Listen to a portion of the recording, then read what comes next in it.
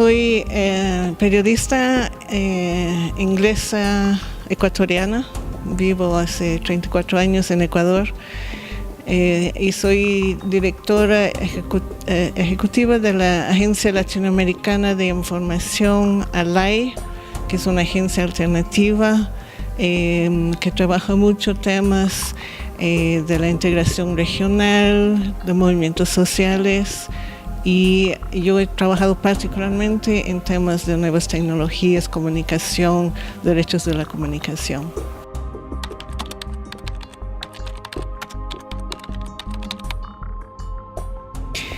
Creo que vale volver un poquito atrás porque Internet nació en cuna militar estadounidense, pero se desarrolló en los años 70, 80, sobre todo desde la academia y la sociedad civil, como un espacio descentralizado, horizontal, para compartir conocimientos, para crear espacios controlados por los usuarios. Y esa fase duró poco.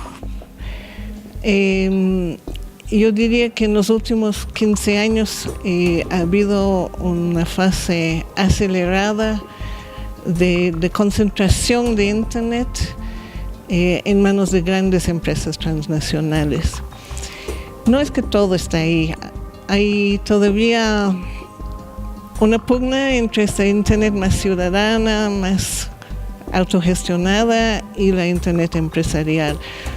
Un ejemplo evidente, Internet sirve mucho para transparentar cosas. Permite que los gobiernos transparenten sus datos, lo que hacen, pero también permite que uno transparente su vida sin querer, ¿ya?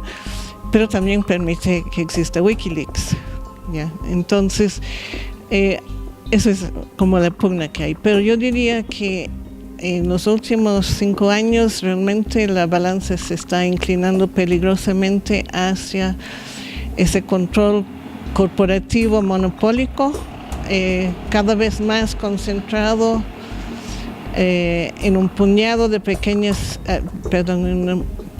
grandes empresas transnacionales, básicamente de Silicon Valley. Entonces, entre esas dos opciones, un Internet ciudadana basado en los comunes, en compartir, y el Internet monopólico concentrado, creo que nos plantea grandes preguntas de a dónde vamos, ¿no?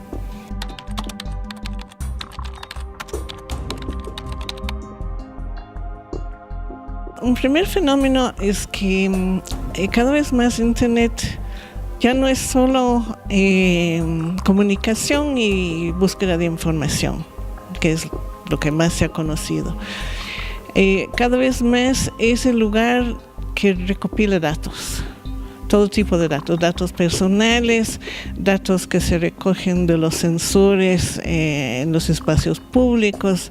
Cada vez más va a haber sensores en los aparatos que usamos en nuestro hogar, en nuestro auto, en todas partes, en las instituciones, etcétera. Entonces, estos datos sin beneficio para uno se están recolectando en las grandes empresas y algunos gobiernos. Las empresas más poderosas de Internet podemos identificar como GAFA o GAFAM, es decir, Google, Amazon, Facebook, Apple, y a veces se incluye Microsoft. Y hay otros, pero básicamente son las que han ido comprando otros y concentrando este poder monopólico con el apoyo del gobierno de su país. Entonces, a más control que concentran estas empresas sobre nuestros datos, uno se pregunta, nos ofrecen servicios gratis y son servicios bonitos y nos gusta, entonces ¿dónde está el peligro? ¿Cuál es el problema, ¿no? El problema es que esas empresas ya han pasado y han superado a las petroleras en la cotización de la bolsa, o sea, son enormemente ricas a base de darnos servicios gratis. ¿Cómo explica uno eso? Y ahí quiere decir que somos nosotros el producto. O sea, lo que producen estas empresas son clientes que venden para servicios de publicidad, agencias de seguridad, y etcétera, ¿no? Entonces ahí es donde uno se pregunta en serio, bueno, ¿eso es la Internet que queremos? ¿Eso es la Internet que sirve al interés público, a la ciudadanía? Cuando básicamente está diseñado para servir intereses empresariales.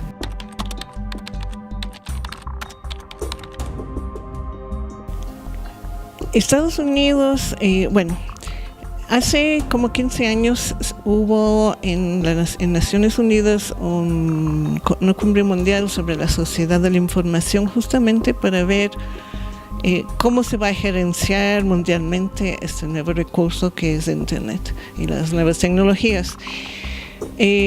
Ahí se impuso un esquema de gobernanza que se llama en inglés multi-stakeholder, que quiere decir de los múltiples actores involucrados, o multisectorial a veces se dice en español.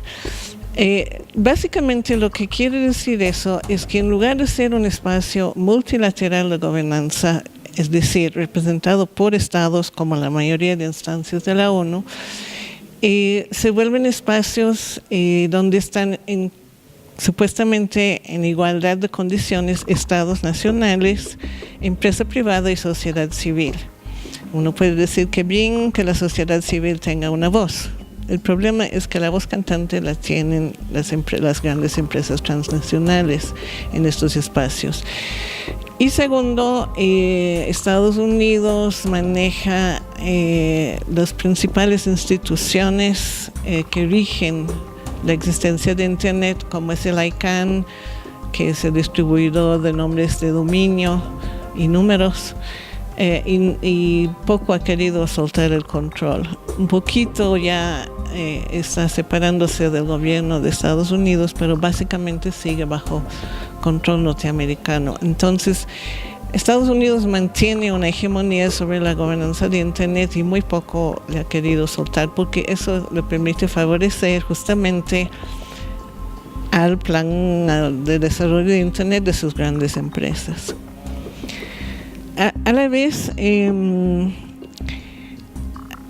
últimamente se ha estado introduciendo en las negociaciones de libre comercio temas que tienen que ver con nuevas tecnologías y comercio electrónico. Ya fue todo un capítulo del Tratado Transpacífico sobre eso, y sin ningún beneficio para los países en desarrollo. Por suerte ya no va el Tratado Transpacífico, pero ahora se está tratando de ponerle en otros tratados de libre comercio. Hemos sabido que es uno de los temas que quieren introducir en la renegociación del Telecán con México, y en particular ya se está planteando el tema en la Organización Mundial del Comercio. Desde hace un año se viene en las reuniones regulares de la OMC planteando que hay que abrir negociaciones sobre el comercio electrónico. Ya existe un comité que discute comercio electrónico en la OMC, pero no puede tomar decisiones. Si se abren negociaciones, serían con miras a tomar decisiones vinculantes. Pero es un área donde la mayoría de países no tienen ninguna capacidad de competir. Y el tipo de propuestas que está haciendo en particular Estados Unidos y en cierta medida Europa es, por ejemplo,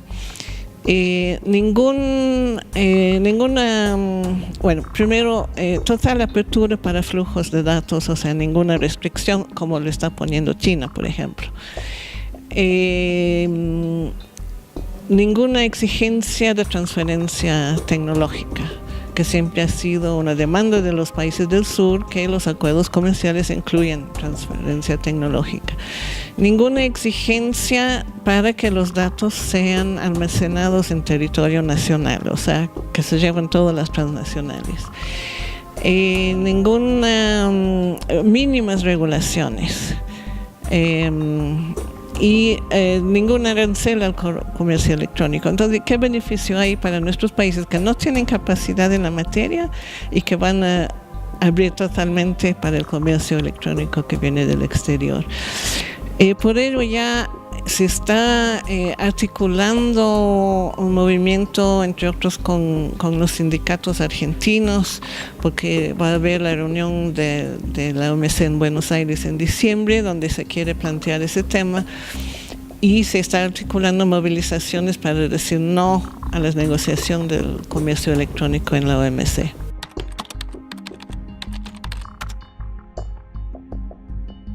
Una de las características de Internet ahora es esa recopilación masiva de datos. Los datos que individualmente parece que no significan nada, más se acumulan, más permiten hacer mapeos de cosas. Entonces, la gran acumulación de datos que están haciendo estas grandes empresas de Internet sirve para analizar y hacer algoritmos. Los algoritmos son lo que permiten manejar sistemas electrónicos, ¿no? Y los algoritmos son la base de la inteligencia artificial. Entonces, la inteligencia artificial es básicamente un sistema que permite a un aparato, una computadora, tomar decisiones sobre la base de los datos que se le ha ido alimentando, ya, sobre un determinado aspecto o tema, ya en función de un objetivo definido. Ya. ¿De qué estamos hablando? Ya. Hay inteligencia artificial, por ejemplo, en los robots, ya, que son programados para realizar una tarea, pero también ahora, antes eran tareas mecánicas, ahora son tareas casi intelectuales, podríamos decir. Claro, mucho más limitado que el cerebro humano, pero con una capacidad mucho más rápida de manejar mucho más datos de lo que puede ser un ser humano. Los robots pueden facilitarnos mucho la vida en hacer cosas que los seres humanos no quieren hacer o que ellos pueden hacer mejor. Ya hay robots, por ejemplo, para las cirugías muy finas, ¿ya? Pero también los robots pueden quitar trabajo a la gente que lo necesita, ¿ya? Entonces hay que tener una solución frente a eso. La inteligencia artificial es parte de los algoritmos que usamos para las búsquedas en Internet o para que nos lleguen anuncios más afines a lo que se piensa que son nuestros intereses, pero también se está usando para dirigir mensajes políticos muy manipuladores en los procesos electorales según lo que se piensa es el perfil de intereses de la persona. Eso fue evidente en la campaña de Donald Trump y se está viendo que también se estaba usando en las elecciones en Argentina muy recientemente. Entonces, la inteligencia artificial puede ser una maravilla o puede ser una cosa muy peligrosa. Todo depende cómo se le usa, cómo se le diseña en función, quién lo diseña en función de qué intereses. Entonces, a veces se dice la tecnología en sí no es ni positivo ni negativo, ni negativa, pero tampoco es neutra. Es decir, es un tema político. Entonces, se diseña la tecnología da las posibilidades, pero cómo se aprovecha esas posibilidades y cómo se diseña una tecnología particular a partir de esas posibilidades depende de decisiones políticas. Entonces, ahí viene el problema. Si son las grandes empresas las únicas, porque la inteligencia artificial exige grandes inversiones y grandes cantidades de datos. Incluso se ha visto que a mayor cantidad de datos, más efectiva es la inteligencia artificial. Entonces, eso es un factor que se presta a una mayor monopolización, a una mayor concentración. Y si todo eso está concentrado en un puñado de grandes empresas transnacionales con sus intereses muy particulares, entonces hay muchos peligros. También hay cuestiones éticas que entran en línea de cuenta, cuestiones legales. Si ahora se está desarrollando autos autodirigibles, si tiene un accidente, mata a alguien, ¿quién es responsable? Todas esas cosas hay que definir.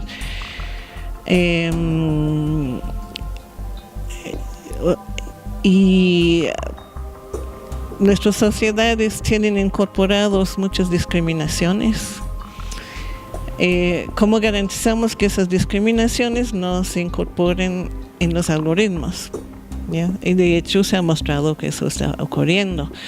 En Estados Unidos están usando mucho los algoritmos para servicios de búsqueda y oferta de empleo.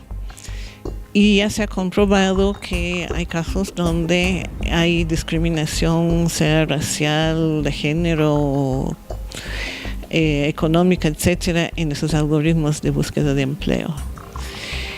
Puede servir, ahora hay algoritmos que permiten definir las probabilidades o diagnosticar las probabilidades de que una persona tenga tal enfermedad simplemente por cómo se comporta en Internet, qué búsquedas hace, etcétera, etcétera. ¿Qué pasa si esa información se vende a las empresas aseguradoras de salud? ¿Ya? O sea, hay muchísimas complicaciones. Entonces, yo creo que es fundamental desde ahora, ya está comenzando en los países del norte, aquí muy poco todavía, que se comienza a abrir un gran debate público sobre esto, sobre qué regulaciones necesitamos, cuáles son los peligros, a quién deben pertenecer los datos. Creo que es una cuestión fundamental y eso es algo que nuestros países podrían regular, ¿ya? Porque hay que proteger los datos personales, pero también hay datos colectivos que deberían ser propiedad de la colectividad y no de la empresa que viene a vender un software.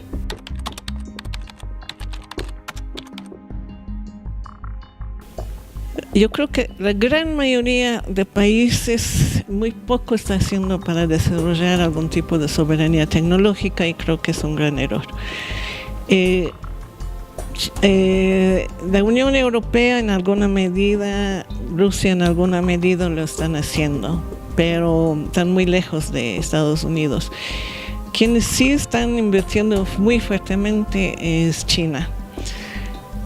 Todavía tiene mucho menos capacidad que Estados Unidos, pero acaba de anunciar el mes pasado su plan para llegar a ser el país número 1 en inteligencia artificial para el año 2030, desde aquí a 13 años nomás, ¿ya? No sé si lograrán, pero están invirtiendo grandes recursos en eso. Recursos de innovación, startups, etcétera. Y piensan que tienen dos ventajas sobre Estados Unidos. Uno, tienen más usuarios, entonces más datos, entonces eso les permitiría, según ellos, tener mejor inteligencia artificial. Y segundo, están apuntando a ser el proveedor de inteligencia artificial para los países en desarrollo, porque su realidad es más afín. Entonces, Estados Unidos desarrolla inteligencia artificial para casas norteamericanas que tienen mucho espacio, muchos aparatos.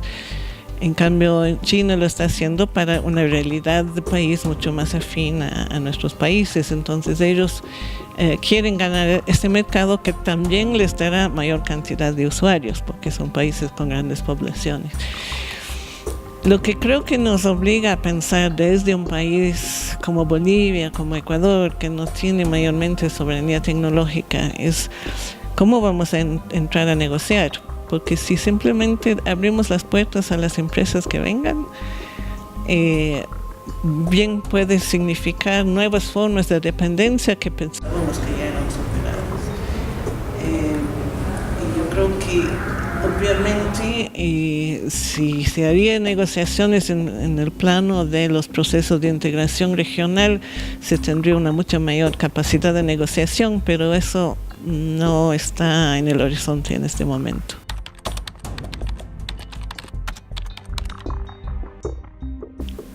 Como está cambiando la economía, porque la digitalización está entrando en todas las áreas, en la agricultura, en las finanzas, en la industria, en los servicios públicos, en todo está entrando digitalización, automatización, inteligencia artificial. Entonces, yo creo que es clave primero que nuestros países vayan desarrollando al menos algún área, algún nicho donde van a tener una fuerza, una capacidad tecnológica, ¿ya? Porque si no vamos a terminar simplemente como proveedores de materias primas, ¿ya? La economía está cambiando muy rápidamente y de no tener ese nicho, esa especialidad de un país, va a quedar posiblemente fuera de la cadena de valor. Entonces creo que es algo que hay que estar pensando muy rápidamente, porque de aquí a 5 años la economía va a ser muy distinta de lo que es ya hoy. Segundo, creo que debe haber medidas para proteger a los usuarios, ¿ya? Generalmente las medidas de protección más protegen a los equipos, ¿ya? A los programas, pero no al usuario, ¿ya? Entonces, protección de datos, de intimidad, de privacidad, creo que debe ser un tema fundamental.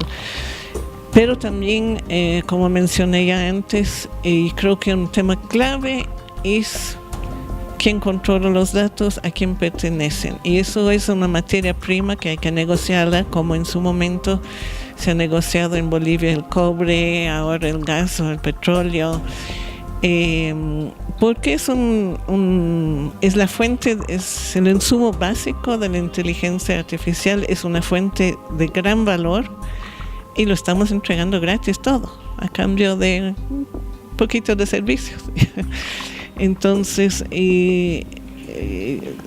no digo que sea fácil, porque son empresas muy poderosas, pero yo creo que tenemos que trabajar eso, y que sería mucho más fácil hacerlo como bloques de país que como países individuales.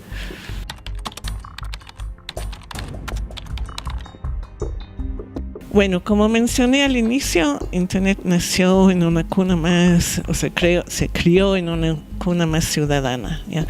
Y yo creo que tenemos que reivindicar y reconstruir y recuperar esa Internet ciudadana. Y una de las maneras de hacerlo es tomando conciencia de cómo nos interactuamos en Internet, qué servicios usamos, a quién estamos entregando nuestros datos, a quién estamos entregando poder y qué podríamos hacer de diferente. Entonces, y como ya mencioné, entrar en ese debate de qué regulaciones se necesitan, etcétera. Entonces, para contribuir a ese proceso, hace unos 2 años se planteó la idea de organizar un foro social de Internet bajo el paraguas del Foro Social Mundial, y ya se ha entrado en un proceso organizativo.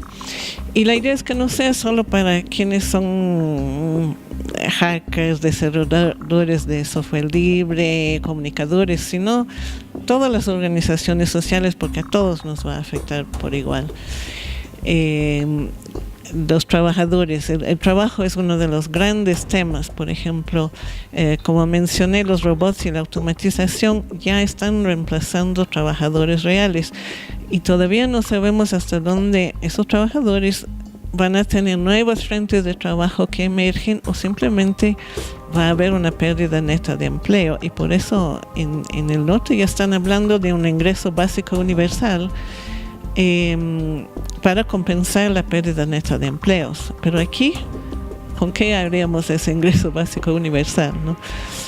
Entonces, debatir todos esos temas, y la idea del Foro Social de Internet es comenzar a generar interconexiones entre las múltiples iniciativas ciudadanas que siguen existiendo, que se siguen surgiendo, las innovaciones, pero en forma muy dispersa y aislada, ¿ya?